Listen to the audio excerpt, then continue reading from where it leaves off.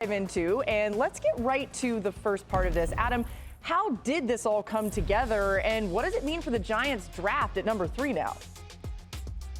Well, Laura, the Giants and Russell Wilson had been talking for days, and I think the longer the Aaron Rodgers drama dragged on, the more the Giants decided that they didn't want to be a part of that. And they focused their energies on Russell Wilson to the point where over the weekend, the two sides got closer and closer to a deal shortly after the Giants had reached agreement with Jameis Winston. Now, Jameis Winston and Russell Wilson have a good relationship, and I think that was part of this, getting two quarterbacks that know each other, that like each other, that are willing to work together into New York. And Russell Wilson was talking with the Giants, and he was talking with the Browns, and also there was contact with the Steelers as well. But ultimately, the Giants were the team that he wanted to play for. He wanted to go back to MetLife Stadium, where he won Super Bowl 48 as the starting quarterback for the Seahawks, and they make the deal happen yesterday when they work out the numbers and come up with a deal that could be worth over $20 million, including $10.5 million guaranteed. Now, how does this impact the Giants quarterback room going forward with the draft? It really doesn't. They have Jameis Winston, they have Russell Wilson, and if the right quarterback is there at number 3, or they can trade up, they would not hesitate and secure the long-term future of this franchise. But it would have to be the right quarterback. And I don't know whether that's Cam Ward or Shedeur Sanders, or whether they would even take Shedeur Sanders at 3. But if one of those quarterbacks, clearly they like Cam Ward, if he were available and they could get him, I don't think they'd hesitate at all in taking him and securing the long-term future of this team. Golly, I mean, it feels like Cam Ward's not going to still be there, especially with the expectations that he'd be number 1 overall. Lewis, you're our resident GM here. What would you do? Should the Giants now just take the best player available, or should they try to draft Shedeur still? Well, they shouldn't try and draft Shedeur, Laura, if they don't really like him, if they don't really love him. Let's put it that way. Because, look, John Mara wants to, as Adam is alluding to, the long-term future of this franchise secured at quarterback. He doesn't want them to just kind of pacify him and take someone just for the sake of taking him. So if you don't like Shedeur, and Cam's going to be gone, Tennessee's going to take him. I mean, why wouldn't they? They'd be foolish not to. He's going to be gone, and I think it will turn into one of these situations where they'll take best player available, and maybe they will somewhere try to trade back up into the first round and see if they can get the best of both worlds, meaning they can improve this football team dramatically from an offensive perspective now with Russell and Jameis, while at the same time maybe hitching their wagon to someone else who maybe they love at a different level, meaning at a different draft level late in the first round, and still tell John Mara, look, we're still looking towards the future as well. That's the only way I see this really playing out, because this doesn't sound like Shedeur's their guy. And so I think, I would look for them to go elsewhere when their pick comes up and they're on the clock at 3. And so he's going to be listening to phone calls. It doesn't mean that the Giants will be able to make it up to 1, but I expect the Cleveland Browns and the New York Giants both to make calls, and let's see if there's a team that can come up with an offer that the Titans can't pass up. Yes, the Titans absolutely do like Cam Ward. Yes, they're ready to take him, but these teams have 1 month to try to change Tennessee's mind and make an offer compelling enough to move Tennessee, which has a ton of holes on its roster, off the number 1 pick. I'll tell you what, this for me would have to be like a Mike Ditka style, hey, take my entire draft so I can move up to 1 type of deal.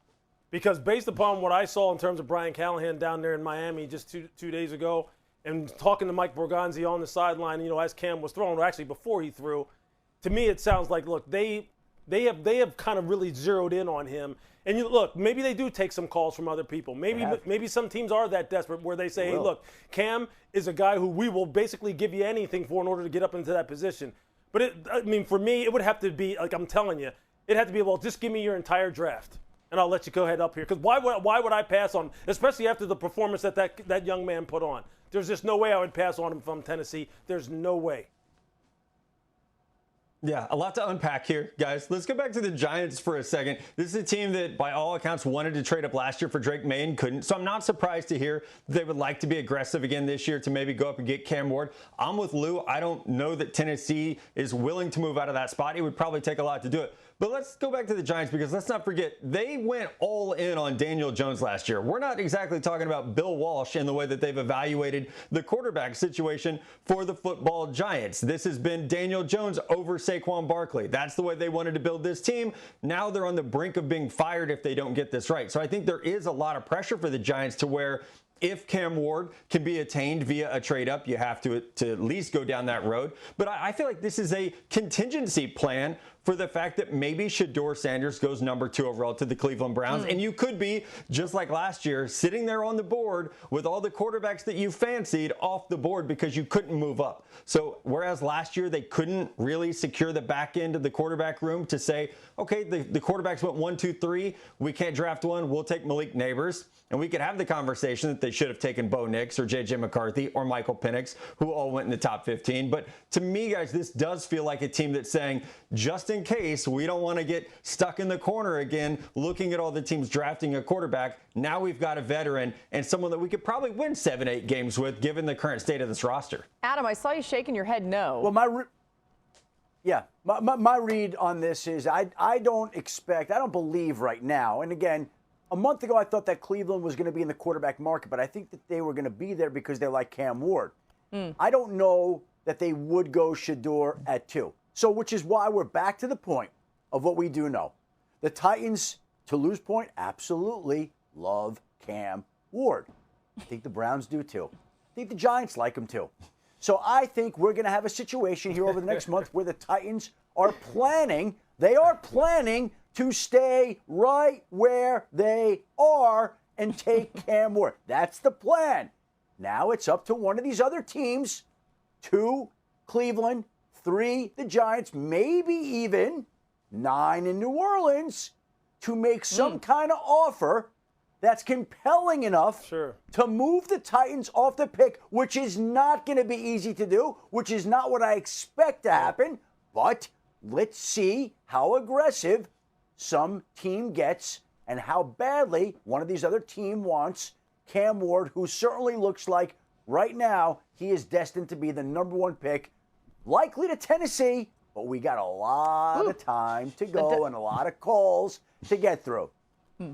Yeah, look, man, the Giants have they've covered all their bases, right? They've got a guy who they know is a backup in Jameis. Okay, you know he is not going to take you anywhere that is going to really satisfy John Mara. You have a guy in Russ who still fancies himself as being a starter, who says, hey, with the right situation around me, I can still get you 8, 9, 10 wins, maybe get you a wild card spot. And then there's the draft where they're trying to secure the long-term future. Look, they're in a hell of a spot. They put themselves in this spot, but they're in a hell of a spot right now. And it does seem like, look, everyone is after one quarterback in this draft. And then after that, everyone else is sitting there scratching their head. Well, we're not quite sure. This guy may not have the arm strength. This guy got hurt a little bit too much. This guy played in the spread type of offense down there in Oxford. I'm not quite sure. It's a hell of a spot to be in if you're not Tennessee right now. Yeah. It really is, which, quite honestly, I'll tell you what I would do if I were all these teams. I would look inward and make sure that my developmental program is airtight, that I'm doing everything I can, because you're not going to get the guy who everyone considers to be maybe the surefire number 1 lock, meaning the guy who doesn't have many questions at all, and that being Cam Ward. Yeah, you're going to have to do some work on whoever you get. And by the way, guys, I love this note. The only team to add a Super Bowl winning quarterback and draft a quarterback in the first round in the same offseason was the 2004 Giants. They signed Kurt Warner and drafted Phillip Rivers 4th overall, who they then traded for Eli Manning. Just really interesting tie there. Well, Laura, we saw the Patriots check in with Stefon Diggs about a week ago. He traveled to Foxborough, went through a physical. They got a chance to look at him, talk to him about his knee, the ACL that he tore in Week 8 last year against the Colts.